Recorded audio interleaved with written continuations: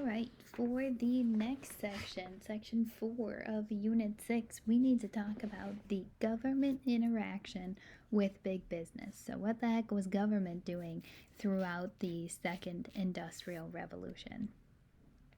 So, we kind of have to go back a little bit here and rewind in time in our timeline of presidents before we move forward. And that is going to start with what were presidents doing and how were they viewed during this time of big business. One president that we have is Ulysses S. Grant. Remember, Grant is going to be a war guy. He comes in to help run Reconstruction, not really well aware of the workings of Washington. This will get him in big trouble because he relies very heavily on people that he put in the government who end up being corrupt. His presidency becomes known for the Whiskey Ring. The Whiskey Ring was a conspiracy between distillers, people who made the whiskey, and government officials who were bribed when the tax was collected on whiskey, on that grain. The Treasury Department, along with a personal secretary of Grant, was found to be stealing money from the new whiskey tax, and this really hurt not only the Republican Party but the government as a whole, because people see that there's this corruption and they start to not trust their government officials. It wasn't Grant himself who was stealing, but because it was people who he had put into the government, there were over 200 individuals that were found guilty in association with what they called the Whiskey Ring. 110 of them are going to be convicted, and more than $3 million of tax money is going to be stolen. And remember, tax money comes from the people. People don't like to pay taxes as is, let alone taxes that are stolen. Even though Grant wasn't the person who was stealing the money, he put those people in their positions, and people will blame him and his presidency for that.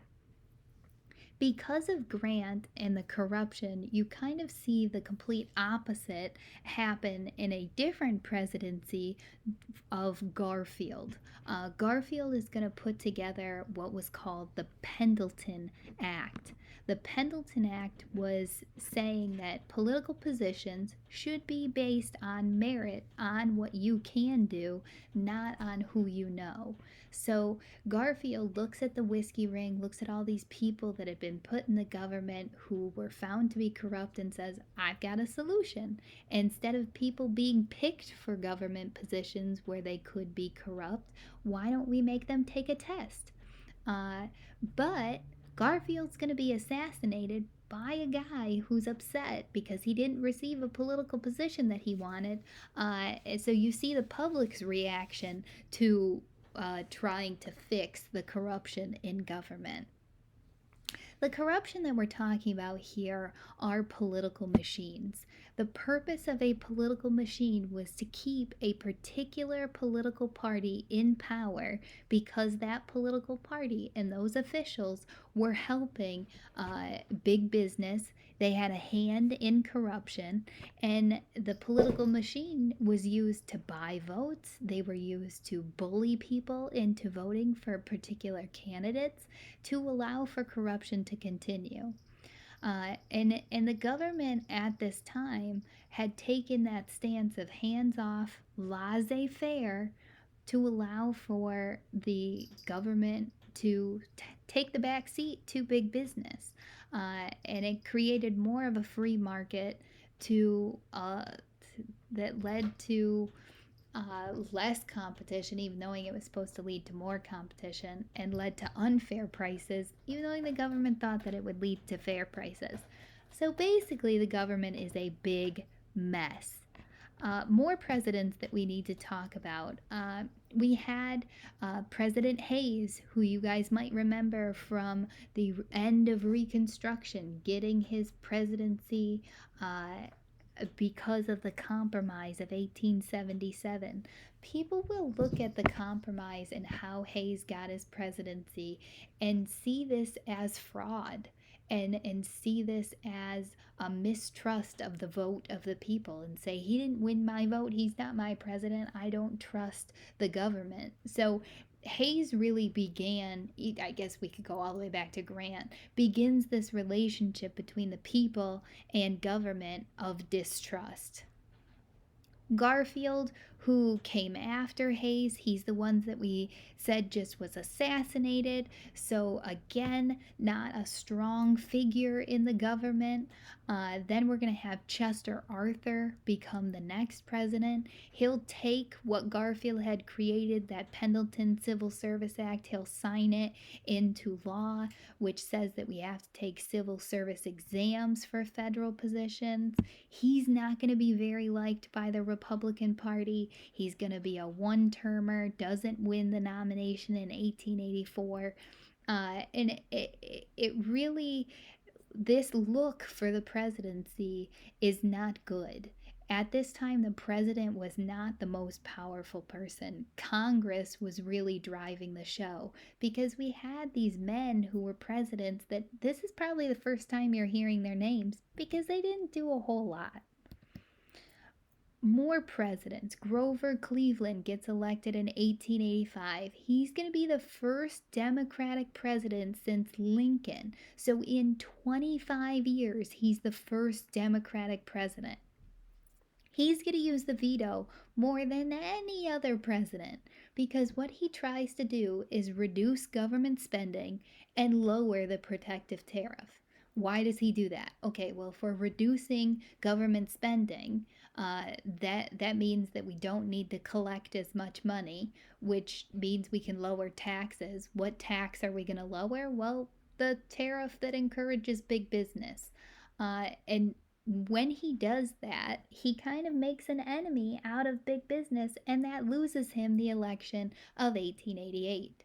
So the next person that becomes president, Benjamin Harrison, the grandson of William Henry Harrison, he's going to pass the Sherman Antitrust Act in 1890.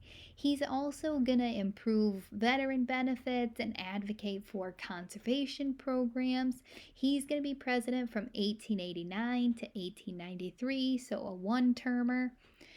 Grover Cleveland is going to come back for his second term in 1894. He'll come in, and the reason he wins that presidency is because he gets the political machine of Tammany Hall on his side. Tammany Hall is going to buy votes. They're going to bully people into voting for him, and he'll get his second term.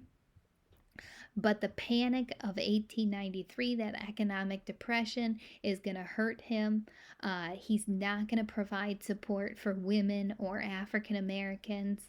During his presidency, the Pullman strike, which we'll come back to, happens, shedding light on how mistreated workers were and how little the government was doing for them. And he's going to lose the nomination in 1898. So he'll get his second term and he won't come back. Instead, we're going to have William McKinley, so switching political parties, and we will have a Republican coming in to the presidency, winning against William Jennings Bryan, who we're going to see his name come up a few times.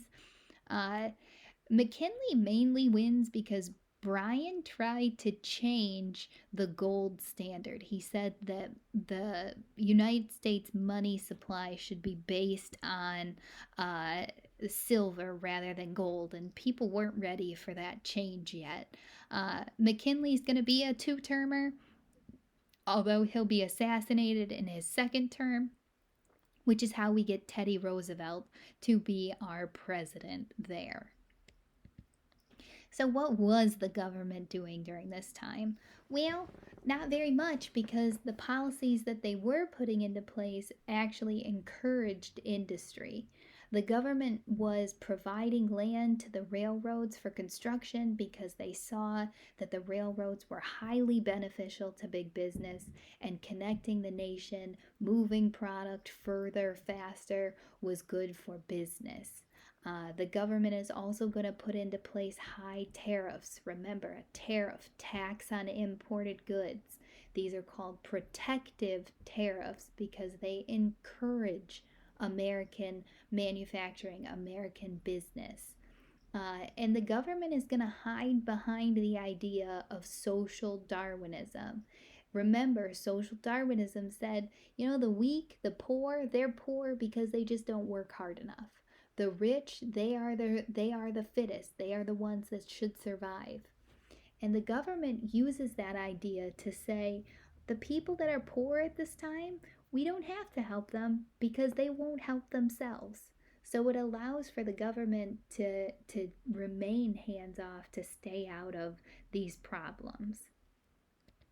So, what does the government do? Well, the government does pass the Sherman Antitrust Act in 1890. Under this act, it outlaws any trust that operated in, and this is a direct quote from the Sherman Antitrust Act, that operated in combination in the form of trust or otherwise or conspiracy in restraint of trade. That doesn't even make any sense. It doesn't specifically say what actions the trust had to be doing. It doesn't say where. It doesn't say what restraint means. So it's not specific, which makes it very difficult for the government to prosecute any of these big businesses. Also, commerce does not mean manufacturing.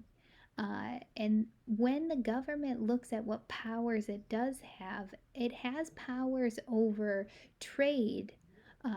Remember, interstate commerce, trade between states, but it doesn't have power over manufacturing. So they cannot control the manufacturing of companies, which is really where the monopolies were, having their power. During this time, Congress passes this because they were full of representatives from big business and they wanted to keep their bribes coming in. They wanted to keep being paid on the side by these big businesses, so they don't want to regulate. They push to pass a law like the Sherman Antitrust Act so they could keep their money, so that they could keep their government positions, keep their power, and so the economy could keep growing. Now, one example of how we see the Sherman Antitrust Act fail is in the case of U.S. versus E.C. Knight. This case is going to bring into question the sugar company that was E.C. Knight, who just happened to own 98% of the sugar industry. I don't know about you, but that sounds like a monopoly. That sounds like a large group of businesses that had significant power, which is also the same definition as a trust, which was what the Sherman Antitrust Act was supposed to be stopping. In this case, though, it was found that the combination of businesses within one state had no direct relation on business between states and was not in violation of the law, even though they owned 98% of the sugar industry. It doesn't make any sense. What this case showed was that big business could do whatever they wanted, whenever they wanted, and the government was not going to stop them. At least, not until the turn of the century. Teddy Roosevelt is going to be the president that changes how big business and government interact with each other. And the change really comes from the case of Northern Securities Companies versus the US. Roosevelt is now president. It's 1904. The only law that he has as a weapon against big business is the Sherman Antitrust Act. So what he says the Department of Justice, you need to go after the Northern Securities Company. This company was run by Hill and ding ding ding J.P. Morgan. This was a railroad company that was the combination of the Northern Pacific and the Burlington Railroad Company. And they were both competing in the Transcontinental Railroad. What the goal was to create a merger between these two companies where there would be no competition in the railroads anymore.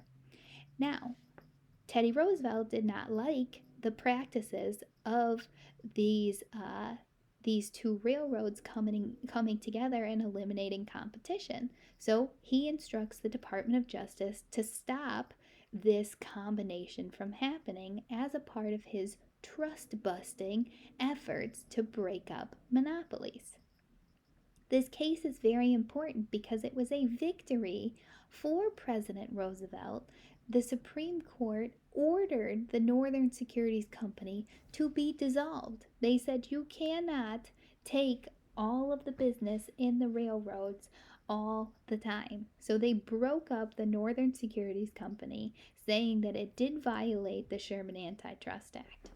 This court case was the first time the Sherman Antitrust Act was used successfully, and it started Teddy Roosevelt's career as a trust buster.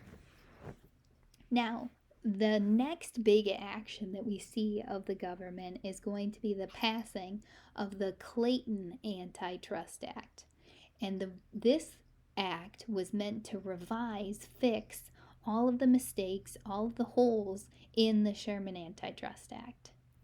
The Clayton Antitrust Act specifically and blatantly bans all monopolistic policies in business by attacking the trusts and protecting unions, protecting the workers. The Clayton Antitrust Act allows unions to exist and permits workers to strike without fear from the business leaders. So the Clayton Antitrust Act, being passed in 1914, was really the end of this relationship between the government and big business, where the government said, sure, big business, you can do whatever you want. They are now saying you cannot take control of a market, even knowing it makes us money and makes our country look good. This act is going to be passed under President Woodrow Wilson, and it's going to be a law that will be used to keep big business in check from there on out. The next time we come together, we are going to talk about the workers, the people who were really at the bottom of this industrial revolution, what they were facing, and how they turned that around.